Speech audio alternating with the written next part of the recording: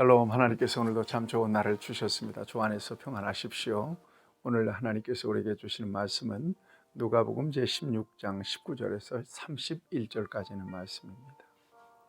저는 목회하면서 장례를 많이 치러요. 사람이 이 세상을 떠나게 되면 참 육신이 그렇게 보잘것 없이 느껴질 때가 참 많습니다. 살아있을 때는 참 대단하기도 하고 살아있을 때는 굉장하기도 했는데 이 세상을 떠나니까 딸랑 식은 육신이에요. 그 육신을 장례 치르고 나면 그가 이 세상에서 누렸던 모든 것, 그가 소유했던 모든 것들, 이런 것들은 그 누군가의 손에 들어가거나 아니면 불을 질러서 처분해버리고 맙니다.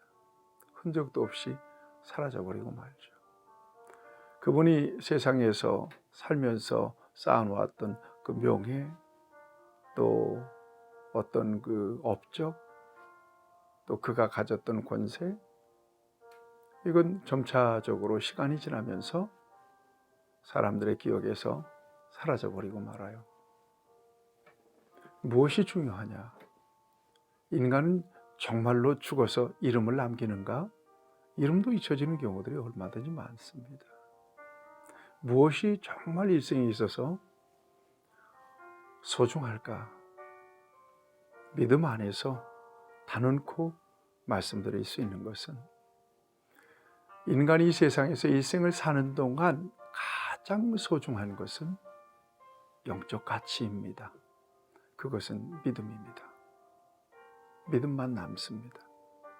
나머지는 전부 다 끝입니다. 내 것이 아닙니다. 그러므로 살아있는 동안에 우리가 가장 소중히 여기고 가치의 우선순위로 삼아야 될 것이 무엇일까요? 믿음입니다. 믿음이라고 하는 것은 하나님과의 관계예요.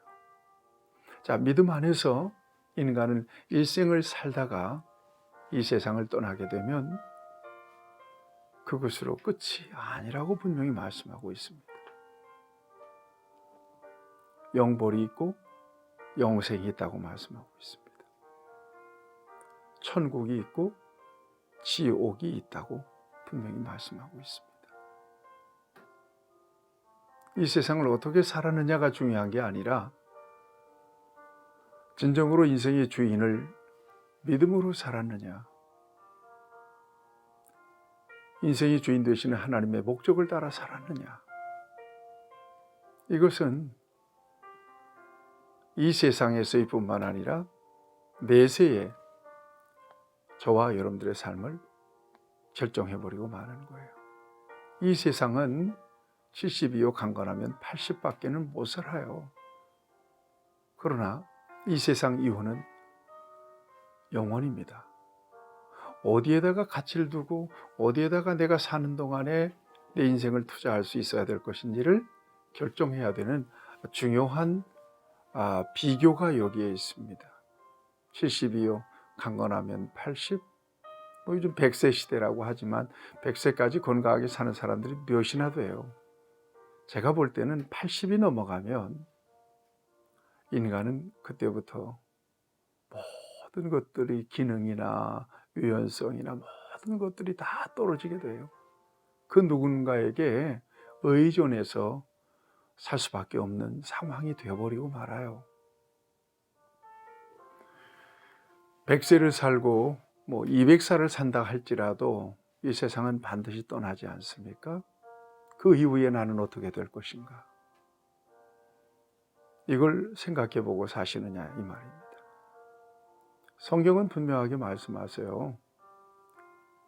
한 번 죽는 것은 사람에게 정하는 것이요, 그 후에는 심판이 있다고 분명히 말씀하고 계세요. 오늘 저와 여러분들이 진정으로 오늘의 삶의 자리에서 내 인생을 영원을 기준해서 판단해보고 그리고 다시 한번 내 인생을 조정할 필요가 있습니다. 하나님은 이것을 원하십니다. 내 인생의 주인이 내가 아니라 하나님이라는 사실을 인정하고 살라고 말씀하십니다. 우리는 영생을 얻기에 우리의 선, 우리의 의, 우리의 공로는 택도 없이 부족하다는 사실을 인정하고 살라고 성경은 말씀합니다. 오직 점도 흠도 없는 예수 그리스도의 보혈의 공로만이 영생에 이를 수 있는 유일한 길인 것을 받아들이고 예수님 안에서 살기를 성경은 우리에게 가르쳐주고 있습니다. 오늘 우리의 삶의 자리를 돌아볼 필요가 있다는 이야기입니다.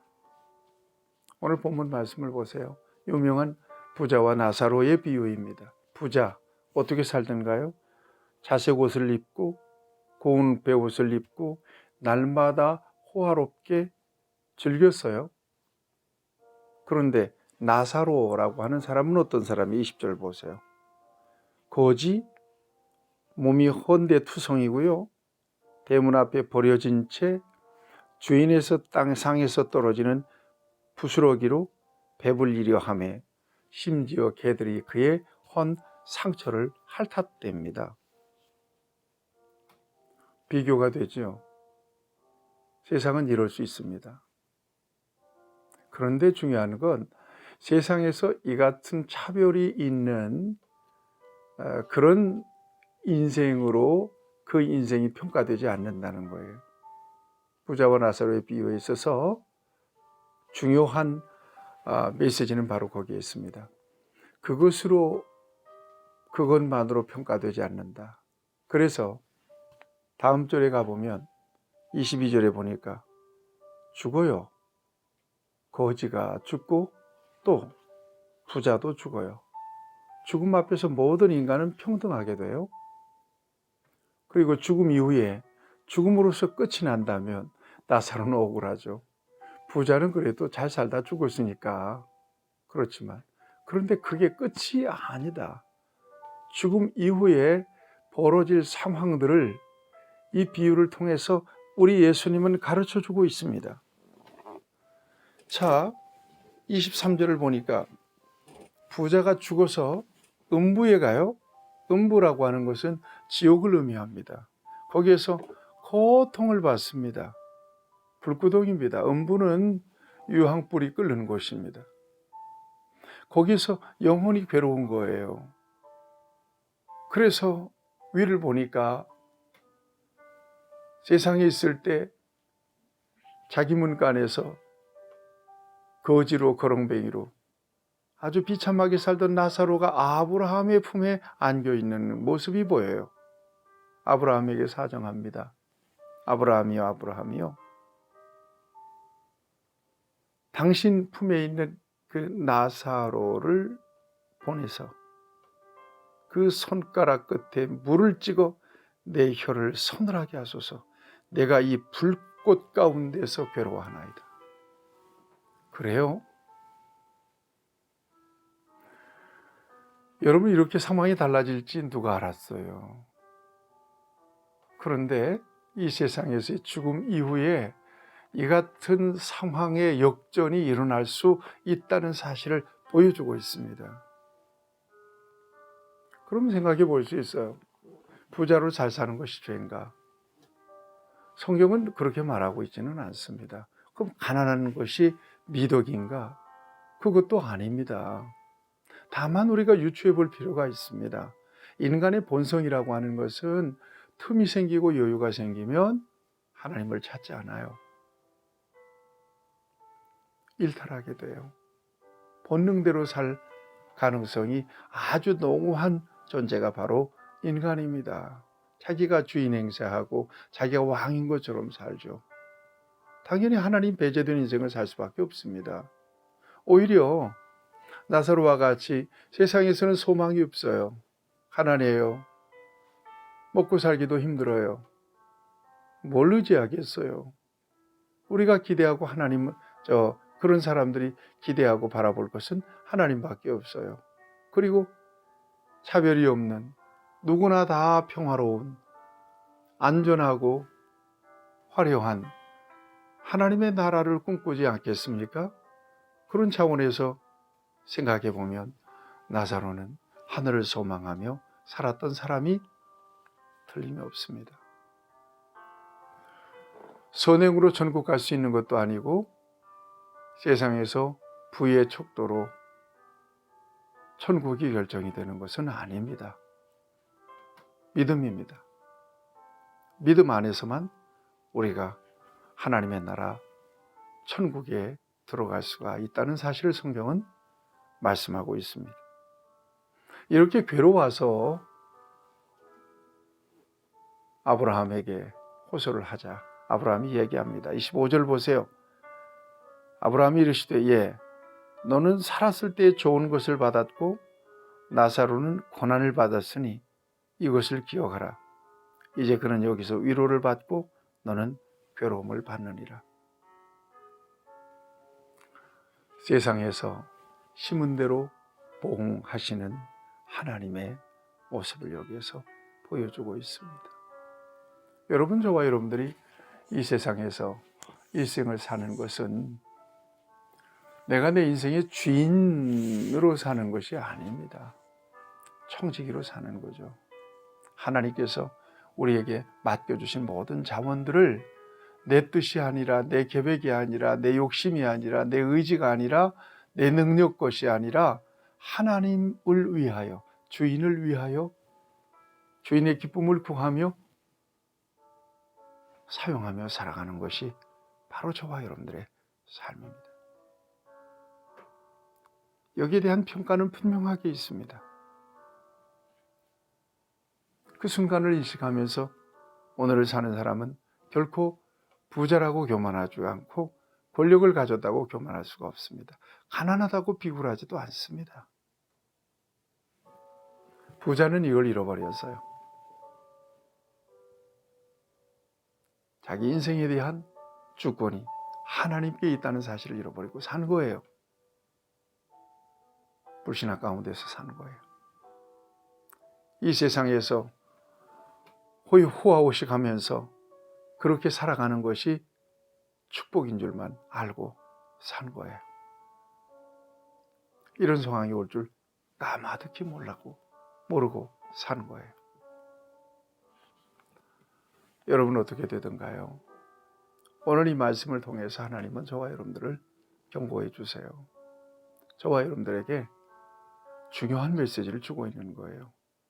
우리의 인생은 자산이에요. 하나님께서 맡겨주신 자산이에요. 믿음이 전제가 돼서 하나님의 영광을 위하여 내 인생이라고 하는 자산을 굴려야 돼요. 내가 잘 먹고 잘 사는 것이 목적이 되면 안 돼요. 그것은 우리에게 이 세상에서 수단으로 필요에 의해서 주어진 것들일 뿐이에요. 목적은 하나님께 영광이 되는 삶을 살아가는 데 있습니다. 한시도 잊어서는 안 될 거예요. 예수님 안에 분명하게 있다면 저와 여러분들이 진정으로 로드십 체인지, 인생에 대한 주권이 완전히 교체가 돼야 돼요. 내가 주인이 아니라 하나님이 주인이죠. 이렇게 사는 삶에 하나님의 평가가 분명히 있습니다. 부자와 나사로, 부자는 지금 저 지옥 불구덩이에서 목말라 괴로워하고 있습니다. 나사로 아브라함의 품에 안겨 있습니다. 너무나 대조적으로 세상에 있을 때와는 너무나 대조적인 모습을 보이지 않습니까? 우리의 소망은 바로 여기에 있습니다. 세상에서 환난을 당하라 담대하라. 내가 세상을 이겼노라. 현재 고난은 장차 우리에게 나타날 영광과 좋게 비교할 수 없도다. 우리에게 믿음을 주셨고 영적인 눈을 열어주셨기 때문에 오늘 우리는 세상 사람들이 보지 못하는 하나님의 나라 영생을 바라보며 소망 가운데 괴로운 세상을 살아가고 있는 것입니다. 여러분 승리하시기를 축복합니다. 26절 보세요. 이 세상에 살았을 때가 기회예요. 죽음의 끝이에요. 뭐라고 표현하고 있습니까? 그뿐만 아니라 너희와 우리 사이에 큰 구렁텅이가 있어. 지옥과 천국은 오갈 수 없는 곳입니다. 살았을 때 믿어야 돼요. 지금이 기회예요. 죽으면 전도가 안 돼요. 필요 없어요. 죽으면 이 세상에서 살아있는 것으로 다 평가를 받고 끝날 거예요. 여러분, 그 누군가가 혹시 여러분들에게 예수님을 전해주고 또 교회 가자고 한다면 그건 여러분들에게 보내주신 하나님의 천사들입니다. 여러분들을 구원하시기 위하여. 살아있는 동안이 기회예요. 이걸 잊지 마세요. 부자가 그래요. 너무 괴로운데 그러면 내 아버지 집에 형제 5명이 있습니다. 그들에게 저 나사로를 보내서 깨닫고 이 고통받는 곳에, 분명히 말씀하고 있어요. 28절에 이 고통받는 곳에 오지 않게 하소서. 성경은 거짓말을 쓰지 않습니다. 불신앙 가운데서 이 세상을 떠나게 되면 그가 떨어지는 곳은 바로 불꽃입니다. 고통스러운 곳입니다. 그러자 아브라함이 세상에는 모세와 선지자들이 있다. 여러분, 이 땅에 교회가 있고요. 이 땅에 믿는 자들이 있어요. 믿는 자들은요, 마치 모세처럼, 마치 선지자들처럼, 그야말로 이 부자처럼 영적인 가치를 모르고 살아가는 사람들에게 끊임없이 전도를 위하여 애를 씁니다. 전도자들을 절대로 무시해서는 안 될 것입니다.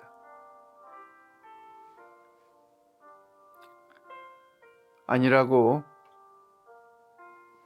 죽은 자에게서 그들에게 가는 자가 있으면 그들이 회개할 거라고 그러면서 나사로를 보내달래요. 너무나 고통스러운 곳에 우리 형제들은 좀 오지 않게 해달라고. 이럴 때 31절 말씀 보세요.